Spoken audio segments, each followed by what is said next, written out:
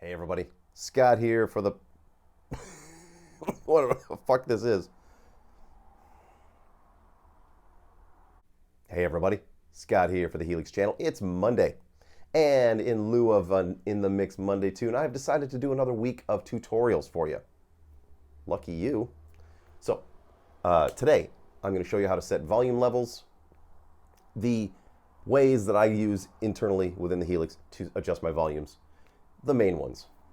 And you can get extremely subtle and esoteric with your volume adjustments.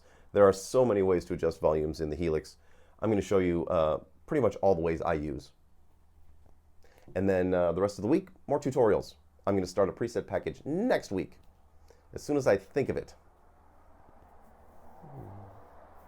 Haven't thought of it yet. Shall we?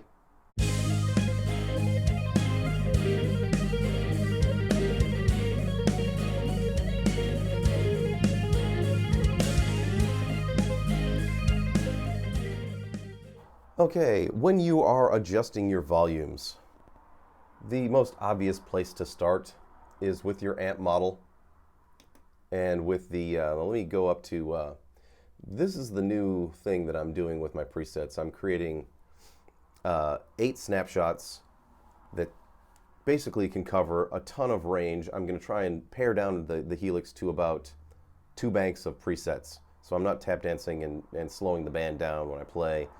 And the expression pedal is always the lead boost, but there will be extra lead boosts built into the presets, so I'm going to use 8 snapshots, and it's going to be very involved, but I'll share that journey with you as well. But, so when you're in your amp model, first thing is your channel volume.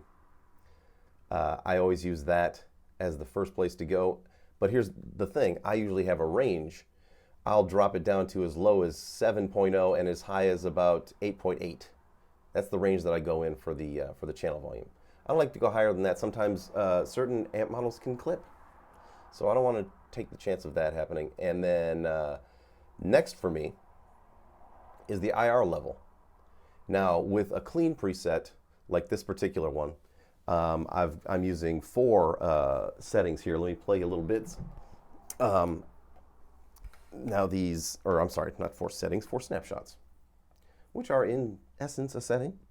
But so with this first one, it's a vintage clean snapshot, and I'm going to use it for songs like the Beatles.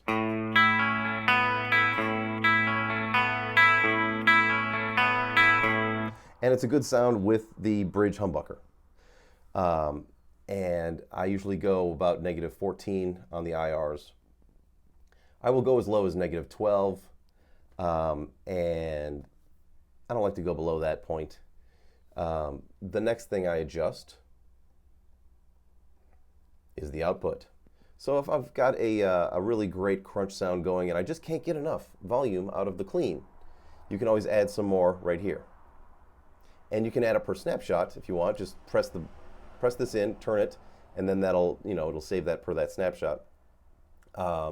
If you need it across the board for all of the cleans, then just adjust it this way. So, you'll get an extra. Just roll it on up. But I don't need it on this particular preset. Oopsie, Jesus, that went crazy on me.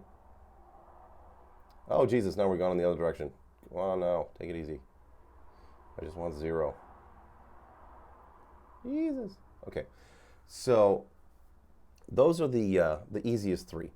Now going from there, what you can also do, here's a thing that I like to do as well. Now you can adjust your, say you use some EQs, I adjust the level, and this is an interesting thing that I'm doing on this particular preset or set of presets, is I'm using the EQ along with my expression pedal. So when I press it forward, I get a bunch of, a little volume boost for, for that, that lead riff in Ticket to Ride. Push that forward. And if I pull it back, it's, So what I'm doing to get that is I am boosting level on my compressor, boosting level on the EQ. And if I were so inclined, I could also boost levels on individual effects. If you're, running into a spot where you're just not getting enough volume and you want a little bit more and you don't have any room to spare on your IRs or on your amp models, honestly, the best place to go is to the output. But you can also add it per the effects. Add a little bit on this effect, a little bit on that effect. I've done this myself on presets where I've added just, like 0.5 dB onto a chorus, and then 0.5 dB onto a delay, and then onto the reverb. There are so many ways to control your volumes. You can add it to the pitch shifter. There's, almost nowhere you can't add or subtract. Now here's another interesting thing about this particular preset I'm going to share with you is, this won't work for all Beatles songs. We also play, what's that song? Dun, dun, dun, dun, dun, dun, dun. Twist and Shout, that's the one. And if I use my in-between pickup position, which is, the way that song sounds best, but if I use it on my vintage clean, which is what I was just playing, it sounds like this.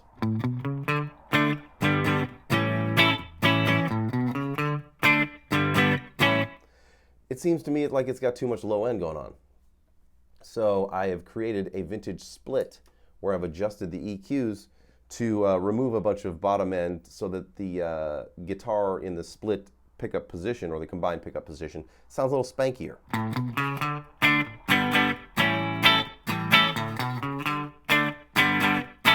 It just sounds a little more vintage. So that's my game plan. I'm going to do a vintage clean, then an 80s clean. Here's the 80s clean. And this is meant to be used with the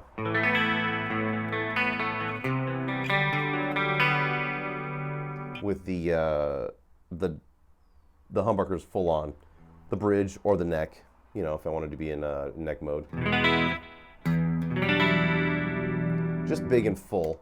And then there's the split for the 80s. If I'm in the in-between pickup position, I want it to be split.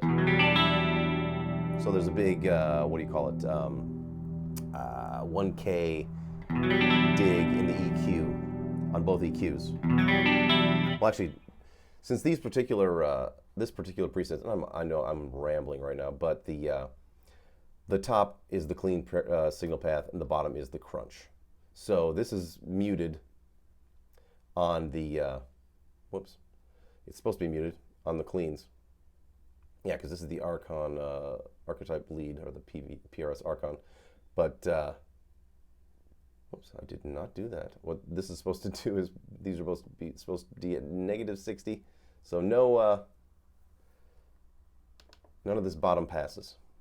I think I've got another thing going on over here too. Is another no, I don't. But yeah, the bottom is just the heavy stuff. The top is the cleans. And what can I say about this? I'll be sharing more of this whole progression with you. I've got a low gain preset here.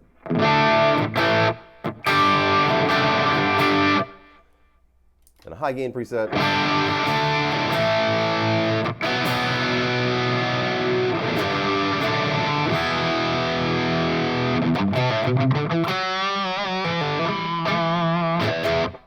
So, what I'm going to do is I'm going to do this for each amp model that I really like to use.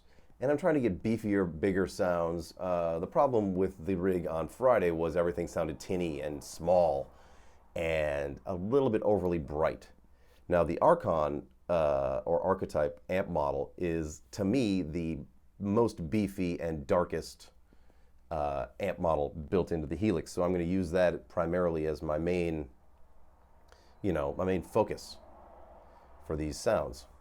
It sounds great, and it's got all the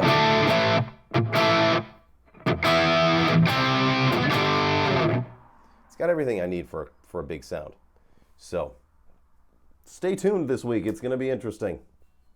But yeah, if you got any other questions about how to control your volume, there's so many ways on the Helix. What I do to set my volumes And there's a couple of ways, and I'm going to go back to my old way because I had a few issues with at the last gig as well. Is I go into a rehearsal studio. Sorry, my leg is itchy. Oh God, it's another fun lymphoma side effect. You get really itchy. I feel I belong in a crack den. My arms are itchy and my legs are itchy. It's messed up. Anyway, what I was saying was, I go into a rehearsal room and run the two XLRs out of the Helix into two channels on a mixing board, and then watch the faders. I set my master volume, my big volume switch here, big volume knob, I'm sorry, to about 2 o'clock, which is usually where I set it for gigs, and make sure that I'm not pushing higher than 2 yellow bars on the meter bridge on the mixing board that I'm plugging into. So I'm set as far as where I would normally have my volumes, so I want my volumes to sound their best at that particular point on the big knob. So I set my speakers up to be full volume. It's, full gig volume, full rehearsal volume. I do that, go through all the parts and all the snapshots and make sure that all the volumes are consistent. And that to me works best. I've tried some apps with my phone and they're just not consistent enough. So I'm gonna be going back to the rehearsal room this weekend to set some volumes again. I think I'll actually film it this time, so you got that to look forward to. I've been threatening or promising to do that for a while, but I have never done it. So this weekend, it's coming. There you go, everybody. Another fun tutorial. Please send me your requests for future tutorials for the rest of this week. What you would like demonstrated, clarified, or whatever. I had a rough gig on Friday, not just because I was sick and feverish and all that shit. I was on stage, and I have this problem where I can't really get warm. I don't know if it's part of the lymphoma, but my natural body temperature is pretty low, so I bundle up a lot. I always wear caps and usually sweatshirts and hoodies and whatnot. I was wearing a t-shirt, a sweatshirt, a hoodie, then a leather jacket, and a cap during the gig. And when I got home, oh my God, everything was just sweat-soaked. Just disgusting. But I was toasty. And that's all that really matters. No. So at the gig, the band that played before us was a really great Thin Lizzy tribute band called Think Lizzy. Check them out. They're awesome. Super fun. 2 really great guitar players with half stacks that sounded, like they were God playing electric guitar. And then I plug in and my sound was a little less than stellar for to my ears. And, I was feverish and my ears were coming in and out of being plugged, but whatever. So I came home and I erased everything. I'm starting from scratch with all my presets, and I'm going to share that process with you this week along with all these tutorials. So I will see you tomorrow with whatever tutorial we do for tomorrow. So, requests, gimme. And I will see you tomorrow. And until then, rock on.